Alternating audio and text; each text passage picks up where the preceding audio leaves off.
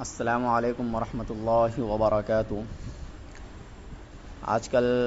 ایک مسئلے میں بہت غلط فہمی ہو رہی ہے اور اس پر لوگ عمل بھی کر رہے ہیں کہ گھر کا ایک مین ذمہ دار جو ہوتا ہے وہ اگر قربانی کر دے تو لوگ یہ سمجھتے کہ یہ سارے گھر والوں کی طرف سے کافی ہو گیا، حالانکہ ایسا نہیں ہے۔ مسئلہ اس سلسلے میں یہ ہے کہ اگر گھر میں 4 آدمی ہیں، ابو امی اور ان کی اولادیں، تو اگر ابو صاحب نصاب ہیں تو ان کے اوپر الگ سے قربانی واجب ہے، امی اگر صاحب نصاب ہے تو ان کے اوپر الگ سے قربانی واجب ہے، اور اگر ان کی اولادیں اگر صاحب نصاب ہے تو ان کے اوپر بھی الگ سے قربانی واجب ہے۔ ایسا نہیں کہ اگر ابو قربانی کر دی اپنی طرف سے یا ابو کے نام سے قربانی ہو گیا تو سب کی طرف سے ادا ہو جائے گا، یا امی کے نام سے قربانی ہو گیا تو سب کی طرف سے ادا ہو جائے گا، ایسا نہیں ہے۔ جس طریقے سے زکوٰۃ وغیرہ کے اندر ہر آدمی صاحب نصاب ہوتا ہے اور ہر آدمی اپنی اپنی زکوٰۃ نکالتا ہے، تو اسی طریقے سے قربانی میں بھی ہر آدمی کے اوپر جو بھی صاحب نصاب اور بالغ اور مسلمان ہے اس کے اوپر الگ الگ قربانی واجب ہوگی۔ ہاں، یہ تو ہو سکتا ہے کہ گھر کا ایک سربراہ ایک مین ذمہ دار ہے، واجب قربانی اپنی طرف سے کر رہا ہو اور ثواب میں پورے گھر والوں کو شریک کر لے، اس کی گنجائش ہے، لیکن واجب قربانی میں پورے گھر والوں کو شریک کر لے اس کی گنجائش نہیں ہے۔ اور اس سلسلے میں حدیث ہے، ابن ماجہ شریف کی حدیث ہے اور حسن درجے کی حدیث ہے، چونکہ اس میں ایک راوی کے اوپر کلام کیا گیا ہے تو اس لیے وہ حسن درجے کی حدیث بنتی ہے، جس میں اللہ کے نبی صلی اللہ علیہ وسلم نے فرمایا کہ من کان لہ سعۃ ولم یضاحی فلا یقربن مصلانا۔ ابن ماجہ میں یہ حدیث ہے، حدیث نمبر 3123۔ اس حدیث کا ترجمہ یہ ہے کہ جس شخص کے پاس وسعت ہے، گنجائش ہے، یعنی جو صاحب نصاب ہے،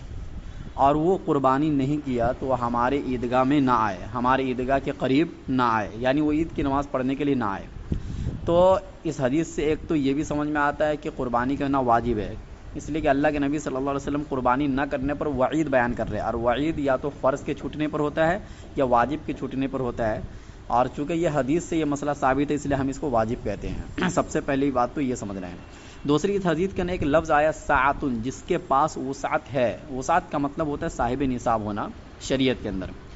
تو اللہ کے نبی صلی اللہ علیہ وسلم نے یہ فرمایا کہ جو صاحب نصاب ہے ان میں سے ہر ایک کو قربانی کرنا ہے۔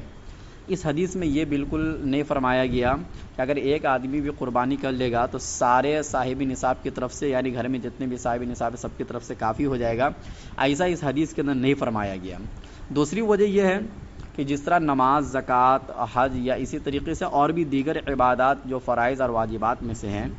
تو کوئی آپ کی طرف سے کر لے تو ادا نہیں ہوتا ہے۔ جیسے مثال کے طور پر نماز کوئی ایک آدمی پڑھ رہا ہے گھر کا، اور سارے گھر والوں کی نیت کر لے تو وہ نماز سارے گھر والے کی طرف سے ادا ہوگا؟ نہیں ہوگا، تو اس کو الگ سے نماز پڑھنا پڑے گا۔ اسی طریقے سے حج ہے، تو حج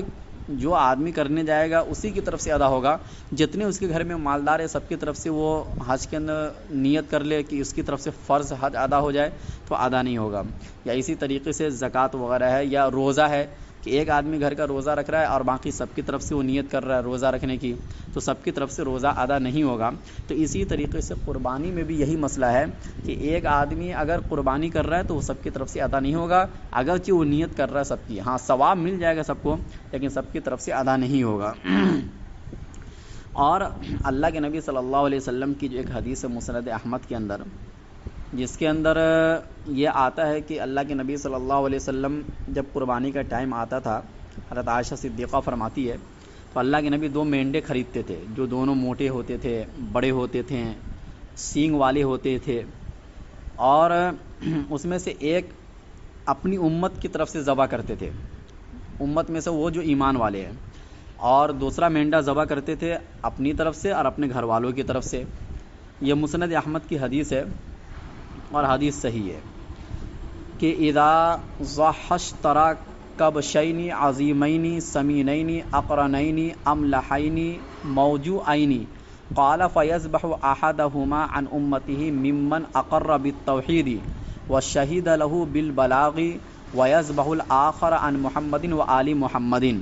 تو اس میں یہ آیا کہ اللہ کے نبی اپنی طرف سے بھی قربانی کرتے تھے اور اپنے گھر والوں کی طرف سے بھی قربانی کرتے تھے. تو یہ سمجھ لینا چاہیے کہ اس حدیث کا مطلب ثواب میں شریک کرنا ہے. جس طریقے سے حدیث کا جو پہلا جز ہے کیا ہے کہ اللہ کے نبی صلی اللہ علیہ وسلم پوری امت کی طرف سے ذبح کرتے تھے. تو اب اگر آپ اس میں یہ مراد لیں گے کہ واجبی قربانی سب کی طرف سے کرتے تھے اللہ کے نبی صلی اللہ علیہ وسلم, تو پھر تو آج پوری امت کو قربانی کرنا ہی نہیں چاہیے, حالانکہ پوری دنیا کرتے ہوئے آ رہی ہے. اس حدیث کا مطلب کسی نے یہ نہیں سمجھا کہ اللہ کے نبی نے ہماری طرف سے قربانی کر دیا. تو اسی طرح حدیث کا جو دوسرا جز ہے